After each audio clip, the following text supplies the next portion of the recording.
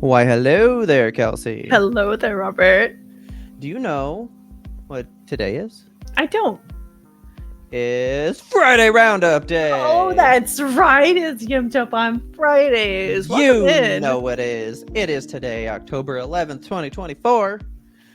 And we got some stuff for you. We got some spooky stuff for you. We do. I got spooky movies. You got spooky games? I got spooky games. We got spooky games. I think it's going to be a spooky day. Spooktacular. I think we jump right into it. You ready?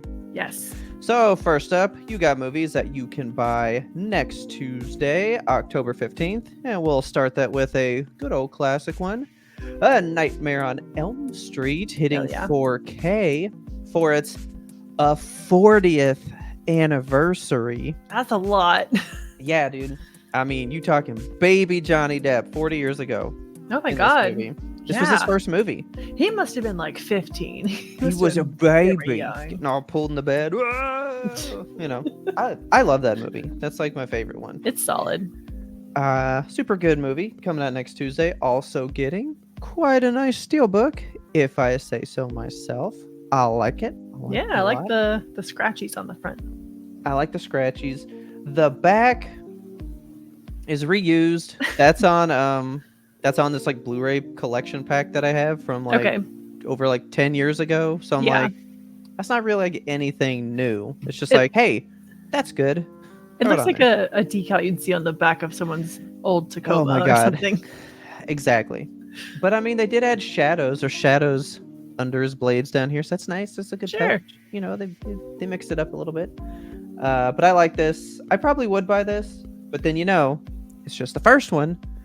Will there be more? Will there be a collection one day? So why bother? You know? Would you hold out for a collection one day of something like this? Because these movies are so established that there's like, I feel like there was already going to be a collection if they've had one, right?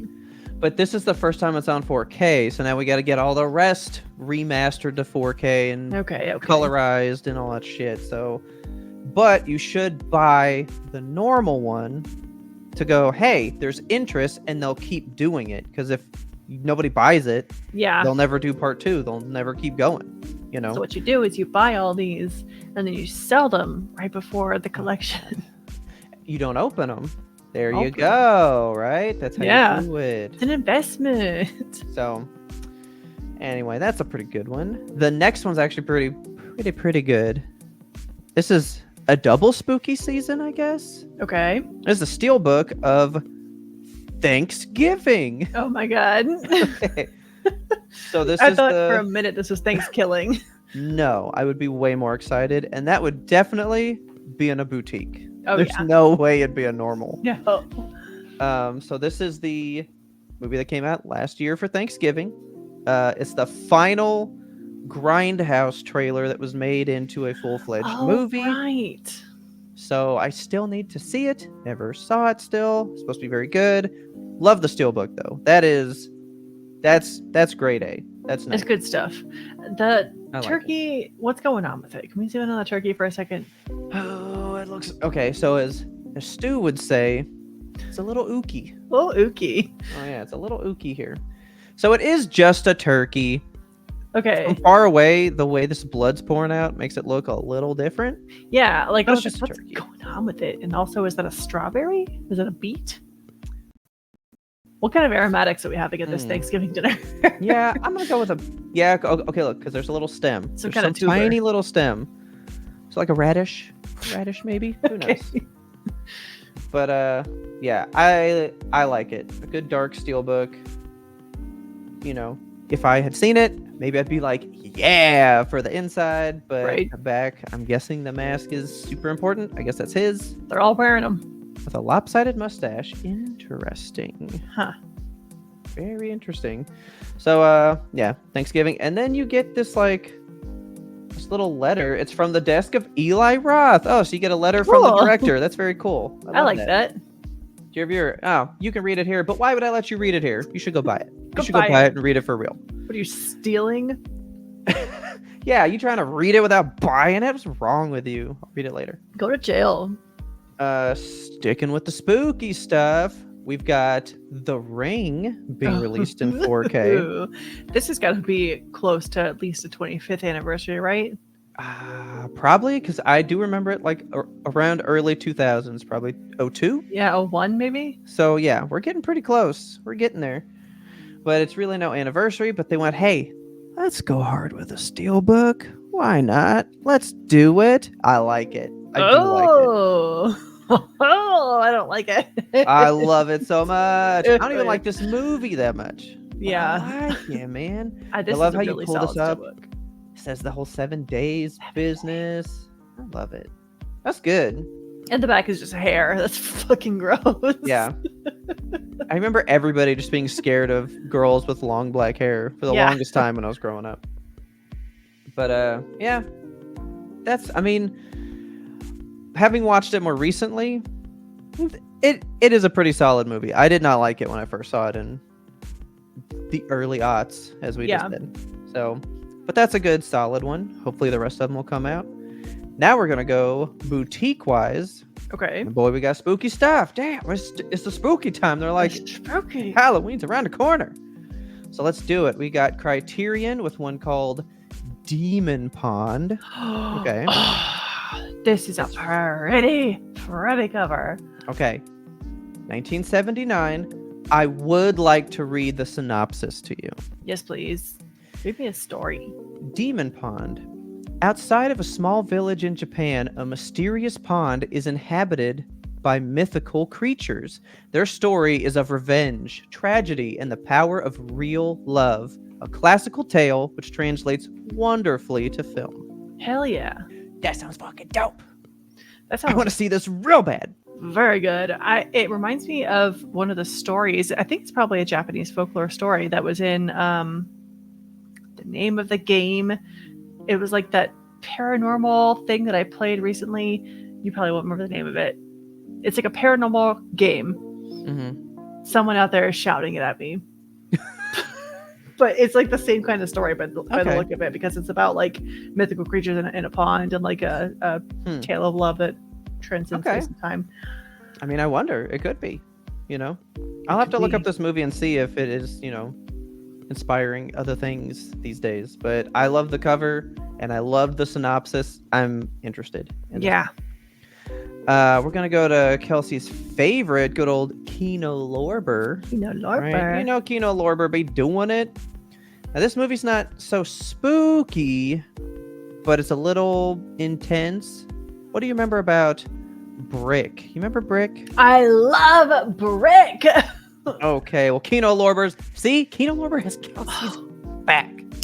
Every time Kino Lorber be bringing it for Kelsey. They put it in 4K for you. Of all time, I love. But it's not like spooky, from what I remember. But really but it's intense. It's like a modern noir detective type, but it's so like cringy teenager also at the same time. It's so fucking good. Well, that's why you like it, because it's by Rian Johnson. Yes, exactly. Yeah. This is one of his early films, maybe even his debut film. Probably, yeah. It's fucking good. And Joseph Gordon-Levitt is perfect in this role. My God, it's amazing. How many times have you seen this movie? I've seen it exactly the one time that I rented it from Blockbuster. Really? Yeah. I've shown it to at least 3 people, so I've seen it at least 4 times. Okay.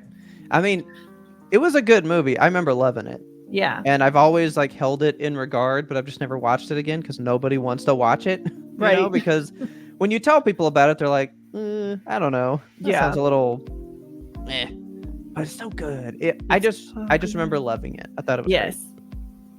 So on top of that, they're gonna hit you with Cowboys and Aliens. Okay. Which sure, why not? This is gonna play a much bigger role in our show come Monday. Okay. But I would like to ask you now, for the good people of Friday Roundup, there is a correct answer, and I hope you know it, and I hope you all know it. Are there zombies in Cowboys and Aliens? I've never seen this movie. You've never seen Cowboys and Aliens? No. It's fine. It's really not amazing. All right. Well, someone's like, of course there is. And I'm like, have you seen the title? There are cowboys and there are aliens. That's it. Yeah. That's the extent of the plot line. That's kind of what I would assume. That is the answer. But I am having a debate. Go watch our show on Monday for more. It's a whole thing right now. But anyway, Cowboys and Aliens, Kino Lorber. Eat it up. What do you know about MPI Media Group? Nothing at all. Neither do I, but they are going, oh, everyone's excited for Texas Chainsaw Massacre. Look at this big old box, it's right? It's a chunky box. What the hell's in there? Your very own chainsaw? I was thinking you'd say all 8 movies. Because I think there's about like 7 or 8 of them, right? There's still plenty. No, there's a motherfucking chainsaw in it. What? You were right. There's a chainsaw in this big ass box. This is just Texas Chainsaw Massacre for its 50th anniversary. Okay. There's a fucking chainsaw in this. I didn't expect that. I just thought you were so into it that you were like, oh, I already pre-ordered mine. Of course I know. God. Yeah, and then I guess there's a copy of it on VHS, which is pretty cool. I like that. That's cool. Neat. You know. But yeah, you get your very own 50th anniversary Texas Chainsaw Massacre Bloodstained Chainsaw. Incredible. Very, very cool. And then we have, of course, the scariest thing of all. We're going to end this with our anime corner. Oh no. It's One Piece. So spooky. Yet again. What is this guy's anatomy? I don't know, but I'm guessing he has like absolutely no neck. From what I can absolutely no neck. It's abs all the fucking way up. He's just absolutely. So this is One Piece Collection 35, which collects Season 13, Voyages 6 and 7, which gives you a whopping 843 to 866 in the episode count. All right. Now, episode 1121 just aired last week, October 6th, right? Okay. Episode 1122, 1122 airs in just 3 mere days on October, not 3 days, 2 days. 2 days. On this Sunday, October 13th. If you were to buy this, you would have, if you had everything leading up to it, you would only be caught up to 77% of the show. Does that number grow? I don't know. I think we were less last time. I think these are catching up slowly but surely. One piece I'll at a time. have to check my math. But as of now, this will get you 77% of the way through the show, should you buy it on October 15th. Incredible. Now, if you are done with the spooky buyings, you want to just go see a spooky movie, I'm going to hit you with the spookiest one of all. It's the Pharrell movie. You know, he's got a movie coming out. Okay. Story of his life as told in Lego format. What? He wanted his children to be able to watch the story of his life and be entertained, is what I think I heard him say on a thing. So, and he likes the Lego movie. So he was like, hey, I'm just going to do my life story in Lego movie. So there you go. Cool. And that is Piece by Piece, the scariest movie of all. Or is it? Because actually coming out today, right now, October 11th, it is surprising I'm even here filming Friday Roundup because I need to be out seeing a Terrifier 3. Oh my gosh. Which, by the way, is the highest rated one on Rotten Tomatoes. Really? And is a lot of the actors within it their highest rated movie. What? So it's actually a huge critical and commercial success thus far. That's crazy. That's people love it. When I think about Terrifier and I think about like the first time you brought this thing to me, you were like, I have this weird little movie that I want you to know about. Yeah. I was like, this thing is gonna die in obscurity, and I forgot about it. And then you're like, guess what's coming out now? And they just keep coming. So like, I'm really happy for Damien Leone. Oh yeah, I'm really happy for you. I will be seeing this somewhat soon. Hopefully you can hear about it on one of the next shows. But this is the only poster that I pulled because I'm pretty sure the rest of them may not be shown on YouTube. Oh shit, okay. So I will show you one in particular later. Like as soon as we wrap, I got to show you this one because it was nuts. Yeah, we'll show that to the patrons. I was like, I don't think I can show this. I don't think I can. It's not nudity. It's just very gory. And I was like, I don't know if gore is okay. Yeah. We do live in a world where, gore is more okay than sexual stuff. But hey, whatever. I was still like, I don't know. We're not going to get there. So Terrifier 3 out today. Go check that out. Or Pharrell's movie. Or think about buying a movie in a couple of days. That's all I got. Fun movies. All right. Would you like to hear about the spookiest video game? I do. Very much Let's talk about the spooky, scary Nintendo alarm. Oh, man. I did have another one, but it's not so scary. So, okay. I pulled one. I just remember throwing all of them away. Okay. We've seen this one. We've seen this one. This is actually spookier. Here we go. Okay. This fucking thing. I can't. Okay. So... I could, but no. It's an alarm clock. $100 alarm clock. I'm gonna rip the band-aid off now and say that's why I can't do it. It's $100, and in order to purchase one, you have to have an active subscription service to the Nintendo Live service thing. Yeah. Because the demand is going to be so high for these, they wanted to limit it only to Nintendo people. I mean, is it though? No, it's not. This thing is stupid as hell. So I'm so mad about this because everyone has been watching and waiting for Switch 2 news. And there's been all these background behind the scenes research things happening that I've been reading up on. Yeah. There was a whole patent filing that I have been researching outside of the entire Nintendo Power World thing that's going on. There's been a patent filing that the the motion control system that kind of stuff that they use for Xbox Connect or Ring Fit Adventure, for example. Okay. That has been filed by Nintendo. So everybody was like, Switch 2 is going to come up with some really cool shit because they're going to have this new motion sensing stuff. Okay. It was for the alarm clock. Oh. It was for the alarm clock. Why? An alarm clock that watches you sleep? Nintendo. Nobody wants to watch you sleep. It just watches when you wake up. It has a motion sensor in there. So it'll sound the alarm for whenever it's time to wake you up. And then if it sees you rolling around or whatever, it's going to make additional noises for you. It makes me so angry. I don't know why I'm so mad at it. It just is it's a dumb little device, and to spend $100 on an alarm clock. I mean, okay. In all reality here, if you could get a Nintendo alarm clock that goes woohoo when you want to wake up, sure, what would you reasonably pay? I would pay it's got a screen display on it. I would pay $35. I was thinking 50 maybe. It's a gimmick for sure. So yeah, I'll pay for the gimmick, 50. Right. But $100, man. $100? A C note? Absolutely not. I mean, I guess when you think about it, you'll get more time with this than any game you're gonna buy from them because it's with you every day.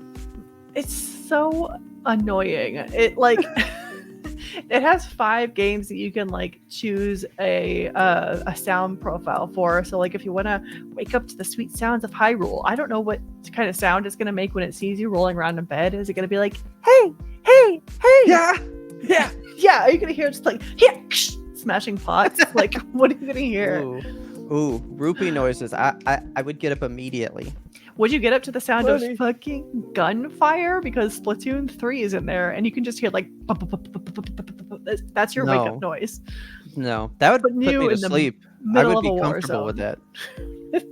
It's so weird. It's so deeply strange. And if you'll go back to the last photo that we have of this, you'll notice that they didn't even bother to do a round screen in this alarm clock. They did a square screen in a round face. They bezeled the hell out of this thing. It's so ugly. Weird. it's not like you can't get a round screen. My watch has a round screen, for God's sakes. Like, they're pretty common these days. Yeah. That's pretty funny. Nintendo, stop it. Look at the plastic. It even looks... It looks like a McDonald's toy. Yeah, it does. You know what I mean? Like... Like, I can smell this thing. Oh, yeah, for sure. Like, this looks like something that I would have got out of a Happy Meal. Yeah. Oh, here's a little Nintendo alarm clock. And you're like, yay! I got the Mario one. It's embarrassing. Like, Nintendo, do better. They can't, man. God.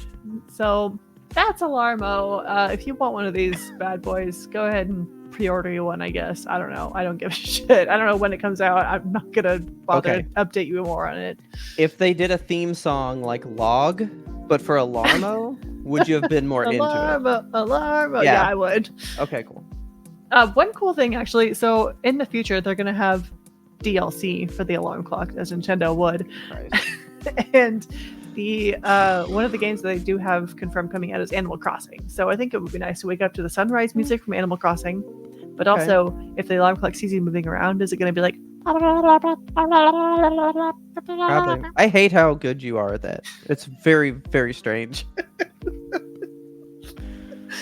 Oh, Alarmo.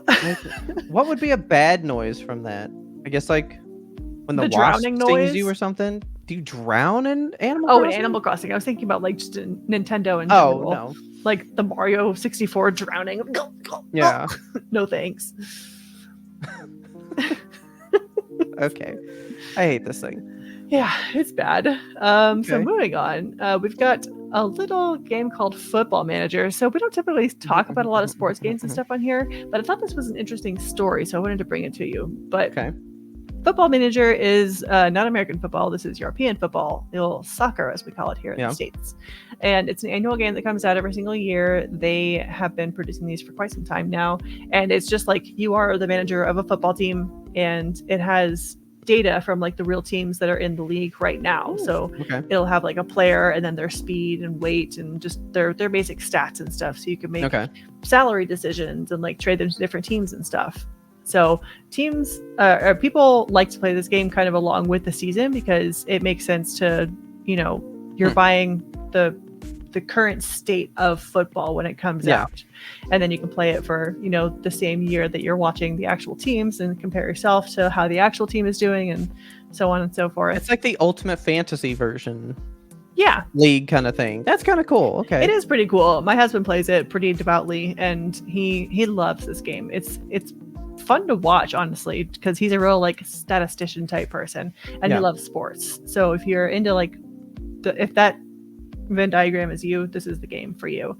Okay. But what's going on with Football Manager right now is they are working on moving their code from a proprietary system into Unity. So they're going to be on the Unity platform. Okay. And in doing that, it's been a real struggle bus trying to get this game out. So the game was originally supposed to come out in September. It was then delayed to November, and then they just came out, I think, yesterday and said, we're actually going to delay the game now to March because we're having such difficulties commuting this code over. Okay. So now people that are fans of actual European football are going to have just 2 months of the active season to play alongside the game. And then summer, like then it's going to be over and all this data is going to be old and your players are going to be different. Like it's going to be a whole different game next year. So a lot of people are saying like, why don't you guys just skip Football Manager 25 and just wait and give us a better game? Like get your code commuted, work on producing like a real finished product. Because at this point, when we get to February, are you guys going to delay it again? Yeah. So, but like, what if they need an annual game to stay afloat? Like, what if they can't wait till the end of next year? Yeah, I think that would be tough as a company, like to know. I hope that they don't like work to the end of their budget every single year and then rely on this game to like bump up their sales and shit. But you never know. So I hope Football Manager 25 doesn't get delayed again. But at the same time, I kind of hope that they just don't do it and instead they just put it all into 26. So we'll see. So that's that on Football Manager, but now we're going to get into the spooky stuff. Ooh. So let's talk about Silent Hill. Silent Hill 2, that is. It is the brand new shiny remake for updated consoles. This game originally came out in September of 2001, just after the towers fell. Yeah. This is an old game. And I actually didn't even know they were remaking it, but this is a Really? Yeah, I was out of the loop on this one. Yeah. But it's a full-on redone game. It's completely new. They've added a new Game Plus feature that goes along with it. And there's a bunch of different endings now as well. So I think that's pretty cool.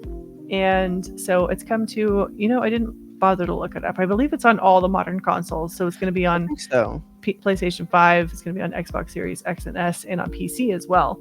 So it's $70. It's a full price game.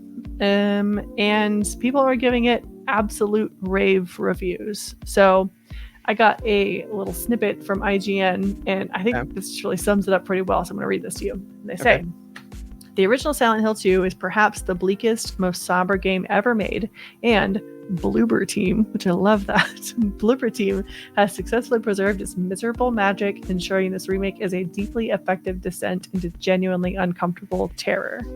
Dude, Bloober Team doesn't fucking miss. Every time because they are the remake masters. Every fantastic remake was made by them. That's good. I mean, I've seen no bad words about this. There was actually one poor review that came out, and I can't remember the website now, but they gave it a shitty review, and the fans went ape shit on them. They were like, no, you're wrong. This is bad. The comment section is full of very angry people. So I was hoping this would be my introduction. I've never played a Silent Hill before, except for PT. Same here. I might actually dive into this game because it sounds spooky and scary and good. Yeah. I would like to play it. I just don't know if I can justify the $70 price tag. It's intense, but it looks so good though. It does. It looks very pretty. Okay. PC modders are having a good time with it. There's a Sunny Hills mod that has removed the fog and added a ton of sunlight to the game. Okay. That's fantastic. Pretty interesting. Yeah, and there's mods that take out the protagonist and put in the protag from Resident Evil, and it's just a whole thing. That's funny. Yeah. So Silent Hill 2 out now. Get your grubby mitts on it. Play with Spooky again for spooky season. And the next spooky game I want to talk about is The Sims 4. Ooh. They had a reveal trailer for the new expansion pack, Life and Death.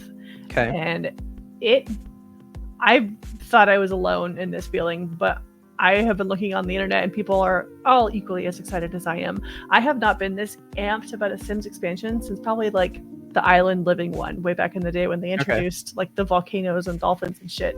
Yeah. So this kind of changes everything. So right now I don't even have death turned on in The Sims just because I like to play with one character. Yeah. And I just want to kind of see them through all the accomplishments that you can possibly do in The Sims. So this may change the way I play it. I don't know. Okay. You can do so many different things with death now. It's fantastic. They've added actually a bucket list feature. So your sim, throughout your life, you can get aspirations, which is I want to become a chef, and you'll have different tasks to get you to do your aspirations. You earn points, spend that on making your sim better and whatnot.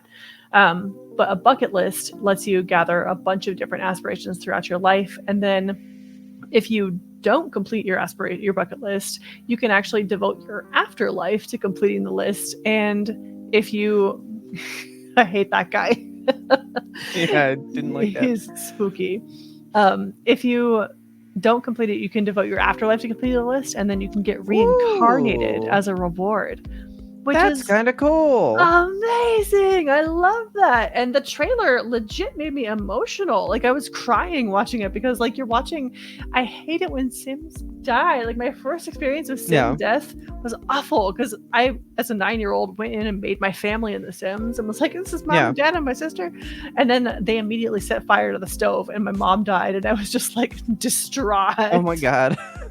So it was rough. So I don't really play with Sims that die, but this honestly makes death kind of a lot more fun.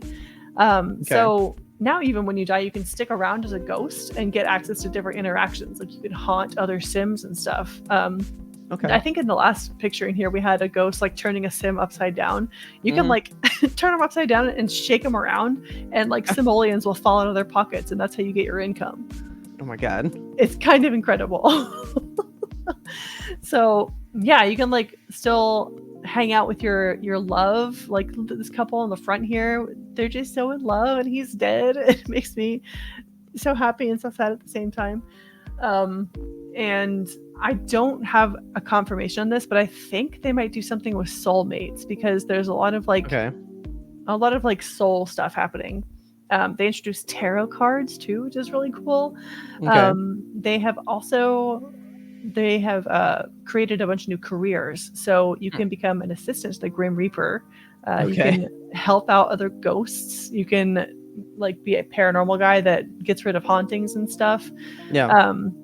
You could also become a mortician and like actually help, deal with the death of Sims and stuff. And I don't know what that entails. Are you going to embalm Sims? It's just mortuary's assistant, but not spooky. You know.